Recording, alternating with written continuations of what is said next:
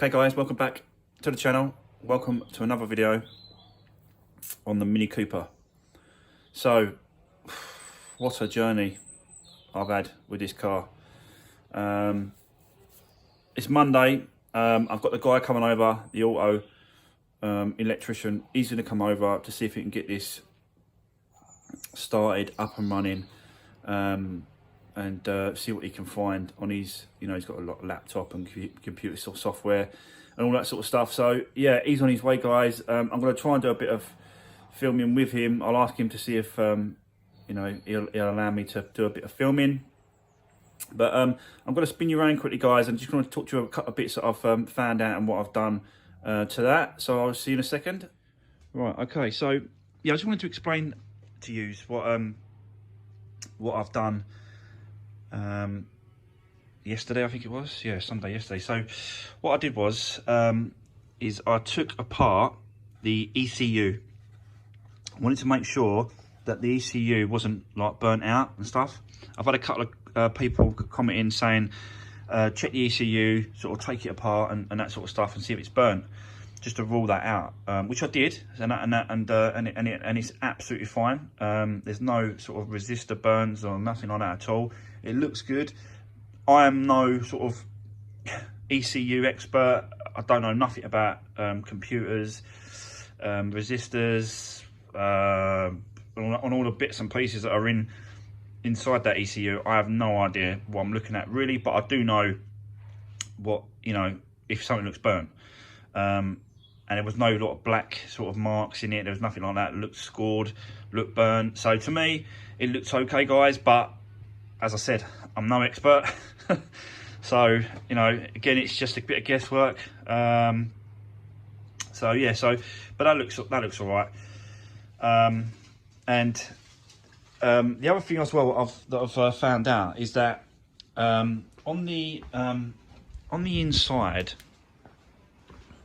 I'll show you on the inside up here. I'll get you up here, these guys, look. Right, now that there, where are you? So this little black thing connected to the clutch. Where is it? There. So when you push the clutch down, there's like a safety switch that's just there. That's it. That switch there. You can see it with the wires coming out of it. That's a safety switch right there. So that when you push the pedal down, the clutch, it allows the car to start.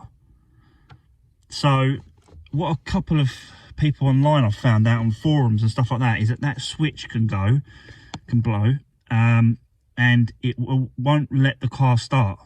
So it won't allow the car to start because the car thinks that no one's pushing the clutch down when you actually are, but that switch is broken, so the car don't think you are. So that also could be the problem. I'm hoping this guy, when he turns up, he can really sort of have a look at all these and obviously rule that out as well. But that could be a possibility. The reason why it won't start. The other one, obviously, the other thing it could be is that Immobilizer. A few people were saying it could be the Immobilizer that's not doing it, not letting you start it. So that could be an issue as well. I'm not quite sure about the Immobilizer, because I always thought that if you put the when you put the key in, it does a little chime. So I thought that would be okay, because it sounds like that it's accepting the key, so that when you do that, it's accepting the key, so that when you push it, you can hear that chiming. I think that is sort of being yeah, and you can just do that prime, that pump was prime, the fuel rail was priming.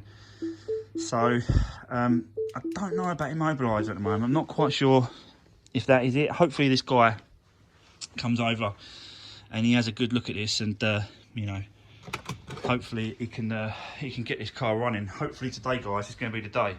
As I said, I'll do a bit of filming when he's here. When he turns up, I'll have a chat with him and say, look, can I do a bit of filming for the channel? Let's see what he says. I might have to take his face out of it. I don't know if he wants to be in it, but I will find out, guys, and I'll be back shortly. Right, okay, guys, so I've had the guy over with the computer, electrician. He didn't really want me to film him, so I couldn't really sort of put him in and film what he was doing. But basically, he wasn't here for that long, to be fair. He was here for like 15 minutes, 10 minutes. And basically what he's done, he's wiped all the codes. There was a load of codes on there. He's wiped all the codes, and he said that there's no misfire.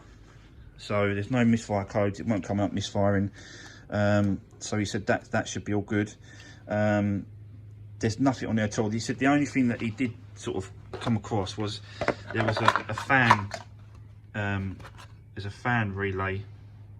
That one there, that big one, R4. That's obviously that's throwing up a code through the ECU and the code, but obviously it's not there.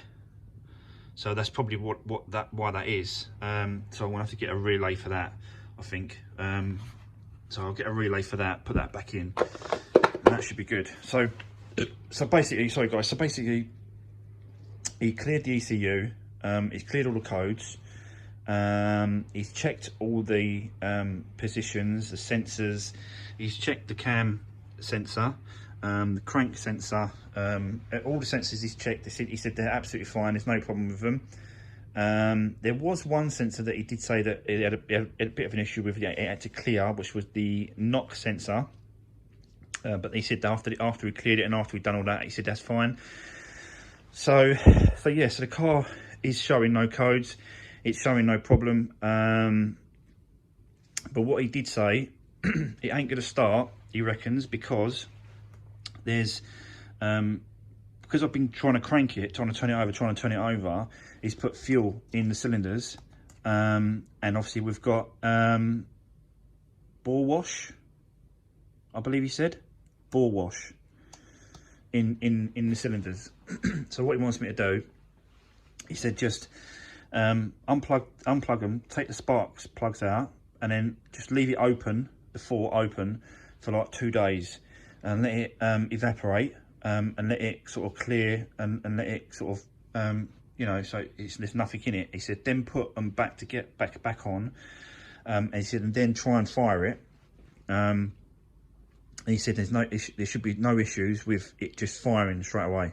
He said, but it won't fire because it's kind of flooded, because obviously I've been cranking it and turning it over, and I've kind of flooded it. So I've got to get all that bore wash out, and then hopefully, guys, that is going to be it.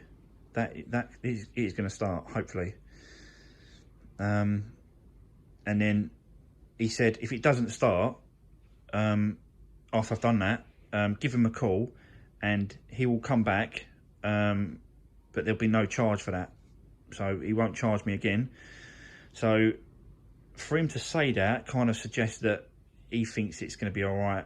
He still don't really know, because you know he doesn't know what I've done on the car. He doesn't know the problem with the car, what I've gone through. So but it's nice to know that if it don't start after a couple of days, then he will come back and have another look and plug it back in and see what codes are throwing.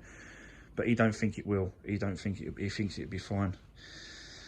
So yeah, so that's where we are, guys. So I'm just gonna crack on, get those out, and leave it for a couple of days, and then we'll give it a go in a couple of days, and see if it starts or not. Hopefully, fingers crossed, she will fire. But he's, you know, the guy's, you know, really nice guy, and he charged me like 50 quid. For coming out and plugging her in, and you know, resetting it and wiping all the data and wiping all the ECU. 50 quid. I thought it was a bargain, really. So it's pretty cool. So yeah, that's where we are, guys. So, so yeah, shall see you in a couple of days when I fire this up, hopefully for the first time, and should be running and done. So yeah, fingers crossed, and I'll see you in a couple of days, guys.